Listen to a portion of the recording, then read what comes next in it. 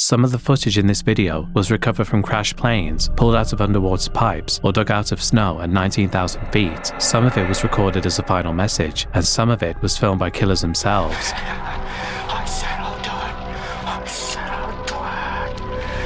The only thing connecting all of it is that someone hit record, and what's ended up on tape is the kind of thing that stays with you whether you want it to or not. On April 2nd, 1988, a 35-year-old skydiver named Ivan McGuire showed up at the Franklin County Sports Parachute Center in Louisburg, North Carolina. He was a regular there, over 800 jumps under his belt, most of them spent filming other people's dives with a camera strapped to a special harness on his back. That day, the drop zone owner had asked him to film students and instructor doing a tandem jump for a promotional video, which was nothing Ivan hadn't done hundreds of times before. He stayed late past his usual shift, and it was his third jump of the day. 12 people boarded an Engine Beach D-18, climbed to 10,500 feet, and Ivan rolled out of the plane backwards, with the camera running, tracking the instructor and students as they fell. The footage was steady and professional, and he kept the pair centered in the frame the whole way down. You can tell from watching it that it felt like he'd done it 1,000 times. Then the instructor pulled their chute, and the pair shot upward out of frame. That was the moment Ivan would normally have reached for his own ripcord. He went to his right hip, and there was nothing there. Ivan McGuire had jumped out of a plane at 10,500 feet without a parachute. Investigators later said he probably confused his camera harness for his parachute rig. The two rigs were similar in size and weight, and after 800 jumps, checking had become the kind of thing that he just stopped doing. The camera kept rolling as the ground got closer and cut out before impact. His body was found in the woods about 1.5 miles from the airfield, with the camera still attached to his back. The FAA investigated and found that the pilot hadn't verified the jumper's equipment before exit, which was technically required, but the ruling was the same either way. It was a freak accident caused by a man so focused on getting the shot that he forgot the one thing keeping him alive.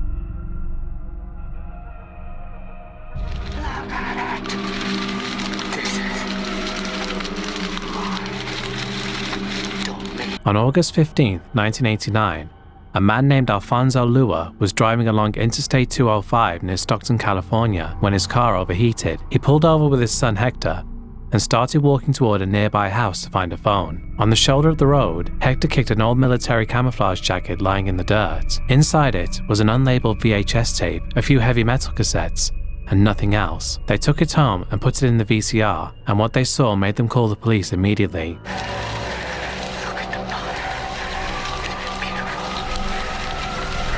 The tape showed a house fully engulfed in flames. Someone was filming it from close range, maybe 50 feet from the fire trucks, and the person behind the camera was laughing, not nervous laughter, but something deep, excited, almost giddy. He whispered things to the camera while he watched it burn. He addressed someone named Omar, and he referenced ancient spirits. The cops went back to where the jacket was found and recovered more items nearby. They found a wooden pestle, a ceramic skull, and a single glove, which in the middle of the satanic panic of the late 1980s looked exactly like what everyone was afraid of. Investigators at the California Department of Forestry called it the most disturbing tape they'd ever seen, but they couldn't figure out where the fire had been set. There were newspaper clippings on the tape linking the person to at least 10 other fires, but without a location, the case was dead. Then in September 1990, the tape aired on Unsolved Mysteries. About 1,600 tips came in. A woman named Doris Lance recognized the burning house as a place under construction in the Emerald Lake Hills neighborhood of Redwood City, 80 miles west of where the tape was found. She also identified her 17-year-old neighbor, Omar. That points the police toward a 19-year-old accomplice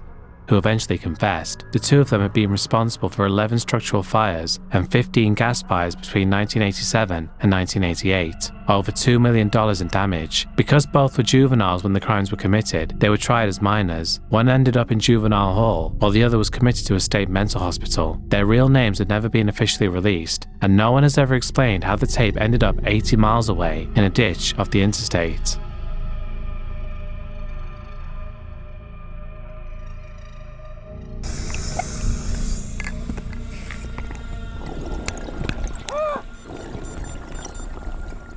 The Blue Hole in Dahab, Egypt is a near-vertical sinkhole in the Red Sea, about 100 meters deep, with a narrow underwater tunnel called the Arch at around 55 meters. It's widely considered the deadliest dive site in the world. Somewhere around 130 to 200 people have died there in the last few decades. Most of them made the same mistake. They went too deep, too fast, without the right equipment. On April 28, 2000, a 22-year-old Russian-Israeli diving instructor named Yuri Lipski showed up wanting to film the arch. He asked several local technical divers to go with him. All of them said no. A dive like that takes a week of preparation. Yuri wanted to go in 2 days. When everybody turned him down, he went anyway, completely alone, with a single air tank on open circuit, no mixed gas, and way too much lead weight. He had a camera mounted to his helmet, and it recorded everything. The video starts normally enough. Other divers are visible nearby in the shadows. Then Yuri descends, and everybody else disappears from frame. Pretty quickly, you can see he's losing control. His dive computer flashes 81 meters,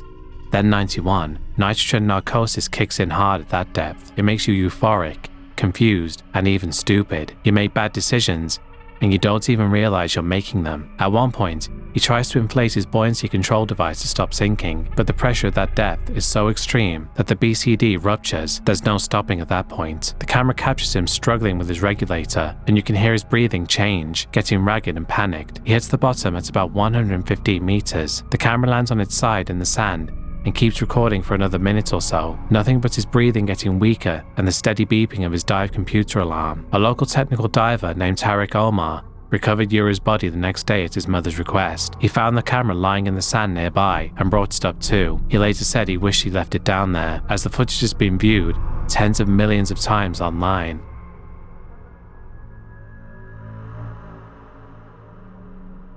In late May 2019, a 12-person mountaineering expedition, led by 64-year-old British guide Martin Moran, was attempting Nanda Devi East in the Indian Himalayas, the country's second highest peak at about 7,400 meters. Moran was one of the most respected climbers in the world, with 14 first ascents in India alone. He'd founded his own guiding company with his wife Joy. He knew the Himalayas better than most people know their own neighborhoods. The team split into 2 groups. Moran took 8 climbers to acclimatize on a smaller unmanned satellite peak at about 6,477 meters. On May 25th, he radioed in that they'd set up a high camp at around 5,400 meters and planned to push for the summit the next morning. That was the last anyone heard from them. When the other group went to investigate, they found avalanche debris covering the route. The Indian Air Force spotted 5 bodies from the air on June 3rd. Over the next month, Indo-Tibetan Border Police recovered 7 of the 8 dead. Moran's body was never found. What they did find was a GoPro camera buried in the snow at around 19,000 feet. The footage is less than 2 minutes long. It shows the climbers single file on a narrow snow ridge, with their heads down, battling wind. You can hear boots crunching into packed snow, and nobody's talking. Then there's a loud crack, and the video stops. The ridge collapsed under their weight, and triggered the avalanche that killed all of them. The head of the ITBP search team compared the GoPro to the black box of an aircraft. 8 people went up that mountain, and the only thing that came back to explain what happened to them was 1.5 minutes of video and a sound like a gunshot. In 1994, a 20-year-old South African diver named D'Andrea blacked out at about 50 meters while ascending from a deep dive in Boesmangat, a freshwater sinkhole in the northern Cape of South Africa. His body sank to the bottom, roughly 270 meters down, and stayed there for the next decade. The hole was too deep for anyone to go get him. Then, in October 2004, an Australian airline pilot named David Shaw made a record-breaking rebreather dive to the bottom of that same sinkhole, 270 meters on closed-circuit equipment, one of the deepest cave dives ever completed. While running line along the cave floor, he spotted Drea's body about 50 feet away. He tied his reel to the corpse, ascended through nearly 10 hours of decompression stops, and called Dion's father Theo as soon as he reached the surface. He told them he was going to bring his son home. Shaw spent the next 2 months planning what he called the big dive. He had a custom body bag made from silk. He practiced the recovery procedure at 20 meters with his dive partner Don Shirley playing the victim, and got the whole thing done in under 2 minutes. A Cape Town cameraman named Gordon Hiles built a custom aluminum camera housing rated to withstand the pressure at 270 meters and mounted it on Shaw's helmet. The support team consisted of 8 divers staggered at depths from 40 meters down to 220. A police recompression chamber holds the site, paramedics, mine rescue staff, and 28 bailout cylinders rigged along the descent line. Shaw's total decompression schedule for the dive was about 12 hours. He had 5 minutes on the bottom to bag the body, 6 at the absolute most. On January 8, 2005, Shaw entered the water at around 6:15 in the morning and reached the bottom in about 11.5 minutes, 90 seconds faster than planned. He swam to dry his remains, knelt beside them, and pulled out the body bag. That's when the first problem hit. Every expert told Shaw that the body would be stuck in the silt, pinned down by the weight of the diving gear. Instead, Dreyer's remains were positively buoyant. The soft tissue inside the wetsuit had converted to adiposia, a waxy soap-like substance that floats, and the body kept rolling and rising against Shaw as he tried to work. The helmet camera recorded everything. Shaw set his dive lights on the cave floor so he could use both hands, and as he wrestled with the body in the bag, the light cord got tangled in the cave line and the bag's drawstrings. 6 minutes passed, his pre-arranged abort time, and he still hadn't finished. He stopped working on the body and tried to free himself from the tangle, but the lines were wrapped around his leg and his gear. On the audio track, you can hear his breathing change. It starts calm and measured, the way a rebreather diver is supposed to breathe, and then it gets faster and shallower and harder. The sound of a man working at maximum effort at a depth, where the gas density alone makes every breath feel like sucking air through a straw. The forensic team later concluded that the physical exertion of wrestling the buoyant body and fighting the entanglement, combined with an overfilled counterlung in his rebreather that prevented him from fully exhaling, caused a fatal carbon dioxide buildup over about 10 minutes. At roughly 22 minutes into the dive, Shaw's hands stopped moving, and the breathing on the audio faded out. He lost consciousness and drowned at the bottom of the cave, 270 meters down, tangled in the same line he tied to Dreyer's body 3 months earlier. Don Shirley, waiting at 220 meters for Shaw to come back, eventually pushed deeper looking for him. He saw a single motionless slide far below, and he knew. He wrote, "Dave is not coming back" on his dive slate and began ascending. On the way up, he developed severe inner ear decompression sickness, started vomiting into his mouthpiece, and nearly lost the line. The support divers spent the next 12 hours shepherding him through the decompression stops. He survived, but with permanent balance damage. 4 days later, on January 12, 2 team members went back into the hole to recover equipment. When they inflated the lifting buoy on the shot line to raise some cylinders, the expanding gas also pulled the cave line off the bottom, and with it came both bodies. Trapped gas in Shaw's dry suit expanded as he rose, accelerating the lift. Police divers found him floating upright at about 20 meters, arms spread, jammed against the cave ceiling, with Dreyer's headless remains dangling below him on the loop-tangled line. They cut the helmet camera free. The tape inside was undamaged, and the footage of Shaw's last 20 minutes has been watched by divers around the world ever since.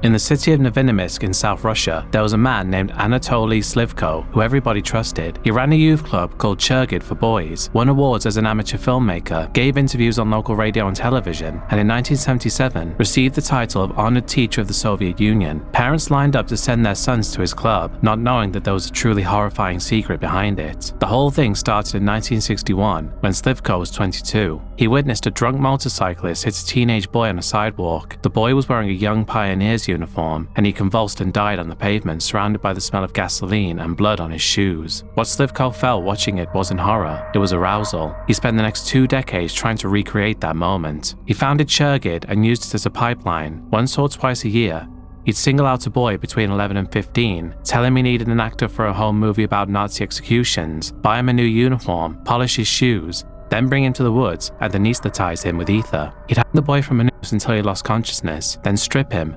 him, and film the whole thing on a 16mm camera. Afterward, he'd revive the boy, who would wake up with no memory of what happened. He did this 43 times over 22 years. 36 boys woke up, 7 didn't. When 1 died, Slivko dismembered the body, doused it in gasoline, and burned the remains to recreate the 1961 crash. He kept the victims' shoes as trophies, and some of his films apparently showed him sawing through the bones of the feet while they were still inside the polished shoes. Every time a boy went missing, police told the parents the same thing. He was a runaway. None of them ever came back. In 1975, an 11-year-old named Andrei Pogosyan disappeared after telling a neighbor he was going to be in one of Slivko's films. His mother named Slivko directly to the police. They brought him in, but the man was a decorated teacher and a city council deputy, so they let him go. 10 more years of killings followed that decision. It finally ended in July 1985 when 13-year-old Sergei Pavlov vanished after saying he was going to meet the leader of Churgid. His parents refused to accept the runaway explanation, and his mother started questioning the other boys in the club. Multiple members admitted they'd been hanged unconscious for Slivko's films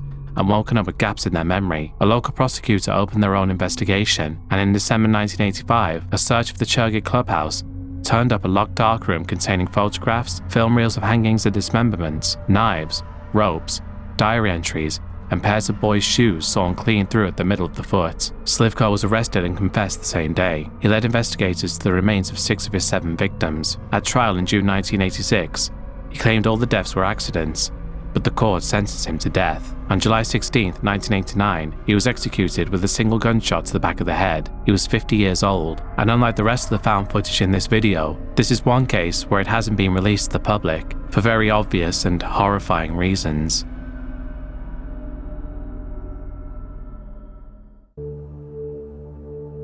On September 16, 1996, the building manager at the Van Buren Plaza Apartments in Hollywood, Florida, noticed something dark seeping through the ceiling of a ground floor unit that looked like blood and called the police. When officers forced open the doors to the apartment above, the smell hit them before they saw anything. Inside, they found the badly decomposed body of a 21-year-old man named Ricardo Lopez, dead for about 4 days, with a .38 revolver on the floor beside him. On a piece of cardboard, he painted the words, "The best of me," and on the wall, a message that read, "The 8mm tapes are a documentation of a crime, terrorist material.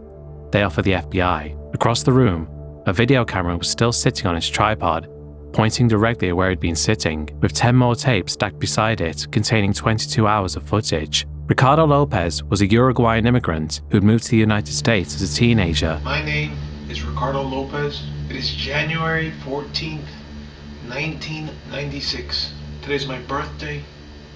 I'm 21. And ended up working as a pest exterminator, living alone in that studio apartment with no friends, no relationships, and nobody in his life who might have noticed what he was doing. In 1993, he became fixated on the Icelandic singer Björk, keeping an 803-page handwritten diary about her and sending fan mail that was polite enough on the surface. For 3 years, the obsession simmered quietly. Then, in early 1996, Lopez found out that Björk was dating the English music producer Goldie, who happened to be black, and that's when everything turned. Look at this beautiful face. This cute, innocent, sweet and shy thing. Whoa.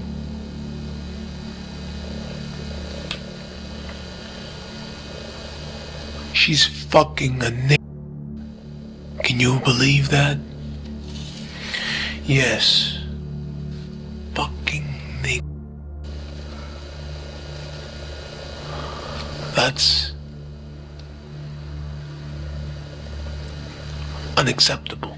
His diary entries became racist and violent, and on his 21st birthday in January 1996, he put the pen down and picked up a video camera. Over the next 9 months, he recorded about 22 hours of footage across those 11 tapes, talking to the lens like it was his therapist. He ranted about Björk, Goldie, and started cycling through plans for what he wanted to do to her, first considering a package that would fire syringes and infect her with AIDS, before landing on something worse. Look, personally, maybe he's a nice guy, maybe he's not a nice guy, maybe he's an opportunist, but he's a fucking that's it. I don't give a shit about him, so be it. Whose fault is that? That's right, that's her fault. And that's completely unacceptable to me. And I'm just gonna have to kill her. Yeah. He built a letter bomb inside a hollowed out book, rigged with a mechanism designed to spray sulfuric acid into her face when she opened it, and the tapes show him constructing it on his kitchen table, piece by piece, over weeks. On the morning of September 12, 1996, he mailed the package to Björk's London address, went back to the apartment, shaved his head and eyebrows, painted his face with red, black and green grease paint, and put on Björk's cover of I Remember You. When the song ended, he shot himself while the camera recorded the whole thing.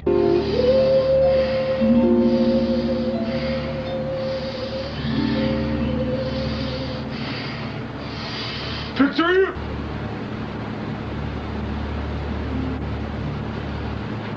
4 days later, the police were standing in that apartment reading the message on his wall, and when they pressed play on the tape still in the camera, they realised what he'd mailed and where he'd sent it. They called Scotland Yard immediately, and British police tracked the package to a South London sorting office and detonated it before it reached Björk. She never saw it, and she and Goldie had actually broken up days before Lopez mailed it, though he had no way of knowing this. The FBI confiscated the tapes, but for years afterward, the Hollywood Police Department's records unit quietly sold DVD copies to anyone who requested them. The footage eventually leaked online and can still be easily found. It shows Lopez alone in that studio apartment for month after month, his body swelling and his eyes getting wider, talking to a camera that never talked back, while he planned revenge against a woman who didn't even know he existed. On October 4, 2006, the Barrie Police Department in Ontario, Canada, received a phone call at 6:15 in the morning. The woman on the other end said, in a completely flat voice, that her children were dead. When officers asked what happened, she said she didn't remember. They rushed to her apartment and a 31-year-old woman named Elaine Campione opened the door. She led them to the master bedroom. On the bed were two little girls, 3-year-old Serena and 19-month-old Sofia, dressed in clean pajamas with earrings and necklaces on, holding hands, surrounded by stuffed animals with a rosary and a family photo between them. Their skin was already turning blue. There was nothing in the room that explained how they died. But when investigators searched the apartment, they found a camcorder, and what was on it told the whole story. The first clips on the tape were innocent. Elaine filming Serena's 3rd birthday on August 8th, singing Happy Birthday. It's August 8th, 2006. Happy birthday to you. Happy birthday to you.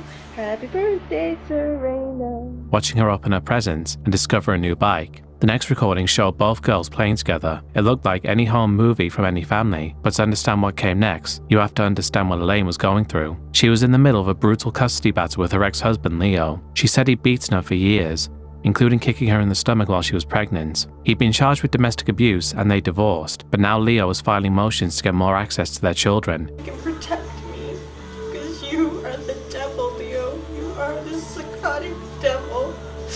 Claiming Elaine was unfit. He wasn't entirely wrong. She'd been hospitalized multiple times for psychotic episodes, told people she saw aliens, and wouldn't let Serena touch anything that was red. The custody fight was destroying what was left of her mental health, and she'd become convinced that Leo was going to show up one day and take her daughters by force. The next recording on the camcorder was dated October 2nd, 2 days before the police call, and the tone had changed completely. Elaine was ranting into the camera about Leo, about his family, about the courts, and about how nobody believed her when she cried for help. Her daughters were in the room while she was doing this. After she stopped recording that night, she drowned both girls in the bathtub. Then she dressed them, arranged them on the bed the way the officers would later find them, and turned the camera back on. She stared into the lens and said, I hate you, Leo. I really hate you. You are the devil. You wanted to win, you won. Are you happy? How does it make you feel? She tried to take her own life afterward, but survived. She spent the next 2 days alone in the apartment with her daughter's bodies before making that call. Elaine was convicted of 2 counts of first-degree murder in November 2010 and sentenced to life with no possibility of parole for 25 years. On February 25, 2022, 5 commercial divers were doing maintenance on an underwater pipeline at the Paria Fuel Trading Company facility in Ponte-Pia, Trinidad. Their names were Kazim Ali Jr., Yusuf Henri, Fizal Kurban, Rishi Nagasar, and Christopher Boudram. The job was straightforward enough, as they were working from a pressurized habitat about 18 meters down, trying to reopen a sealed section of a 30-inch pipe, and they'd been at it for hours. They needed a wrench to open the valve. Kazim went to get one, came back and handed it over. His co-workers cranked the valve open, and in an instant, the pressure difference between the pipe and the habitat created a vacuum so powerful it sucked all 5 men into the pipe like they were nothing. The pipe was 30 inches wide, about the width of a large pizza box, and 5 grown men were ripped off their feet and pulled through it. Kazim had a GoPro mounted to his suit. It captured the whole thing. The moment the valve opens, the water rushes in, the air blasts out, and then the camera is just tumbling through darkness, banging off the walls of the pipe.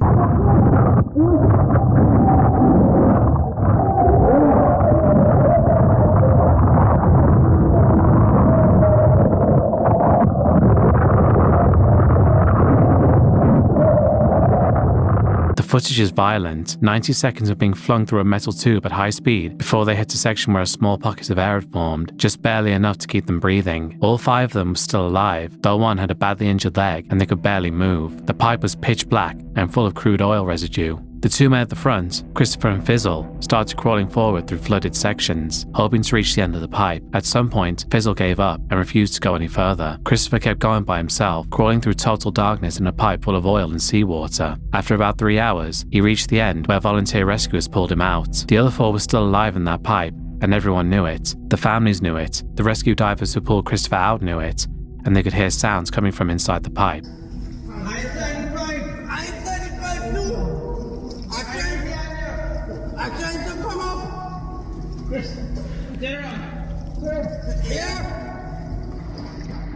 but Paria's general manager, Mushtaq Mohammed, decided not to send anyone in after them. He said a rescue attempt would endanger more lives. He held a press conference 2 days later and declared the 4 men dead. The company switched to body recovery. The GoPro audio from inside the pipe tells a different story from what Paria was saying publicly. The men could be heard praying, talking to each other, beating on the pipe walls. They survived the initial suction. In fact, they survived for hours, and the company left them there. In 2024, the Trinidad government's Occupational Safety Agency filed 15 criminal charges against Paria, the diving contractor, and several individuals including Mohammed. All pleaded not guilty. In April 2025, the government announced $1 million in compensation for each of the families. Christopher Boudram, the sole survivor, has reported severe PTSD and a crippling fear of water.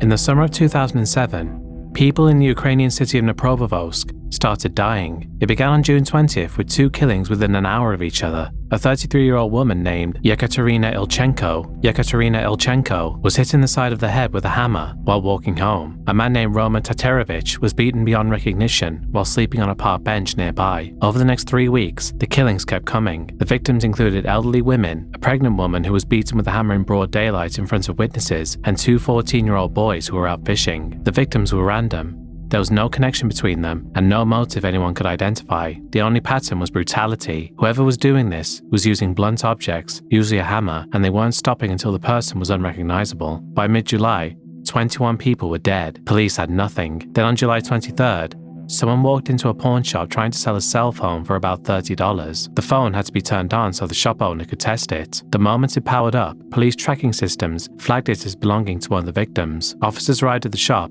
and arrested 2 19-year-old men right there at the counter, Viktor Sayenko and Igor Saprunyuk. A third, Alexander Hanza, was arrested at his home trying to flush stolen phones down his toilet. All 3 came from wealthy, well-connected families, with Sayenko's father being a lawyer and Saprunyuk's father a test pilot who'd flown with a former Ukrainian president. They'd known each other since they were 14 and had started torturing animals before moving on to petty crime. And then, sometime in the spring of 2007, they decided to start killing people for fun. They filmed some of the killings, not all of them, but enough. When police searched their homes and computers, they found photographs of the bodies, videos of the attacks, and images of the 3 posing with corpses and making obscene gestures at graves. The worst of it was a 6-minute video filmed on July 12. The victim was a 48-year-old man named Sergei Yatsenko. The footage shows Saprunyuk waiting by the side of a road next to a green Daewoo, watching through binoculars. Yatsenko is lying on his back in a wooded area. Saprunyuk walks over and begins hitting him in the face with a hammer wrapped in a yellow plastic bag. Then he switches to a screwdriver. He drives it into Yatsenko's eye socket,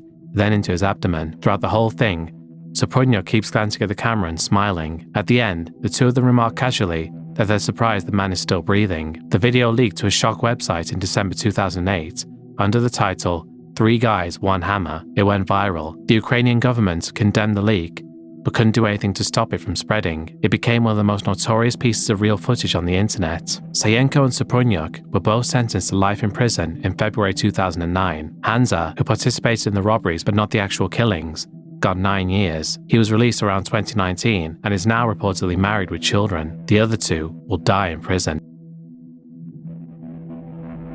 And that's the end of the video, folks. If you found this video interesting, then be sure to give it a like, leave a comment, subscribe if you're new, and consider donating on Patreon. All patrons get early ad-free access to videos, and higher tiers get their name on the screen and a shout out. And unless the videos themselves are extremely graphic, they'll also be available uncensored. I'd like to give a big thank you to all my patrons for their continued support, especially those whose names you're seeing on screen now, particularly Bradley Stewart, Brad Berg, Christopher Tuff, Squall Fury, Stahlsturm, John Aaron Snow, Psychic Perk, Bohag, Peanut Mama 0724, Vampiric Misfit, Hendrik Fan 5, Sunny Hauser, Bailey Cosmic Black Metal 96, Mimi, Light into Sunlight, KJ Musical, Losanna, Brandon Field, Helen Korn, Kyle, BAN, Brendan O'Connell, Adam Clayton, Count Nagula, Edward Howard, Danny Jade, Paul Mendoza, Alex Christmas, Bella Schwartz, Belsie Gell, Stimulate, Inquisitor Zarius, and Dick the Cock Johnson and the Woodmaster at WrestleMania X69 or maybe not dude. Thank you very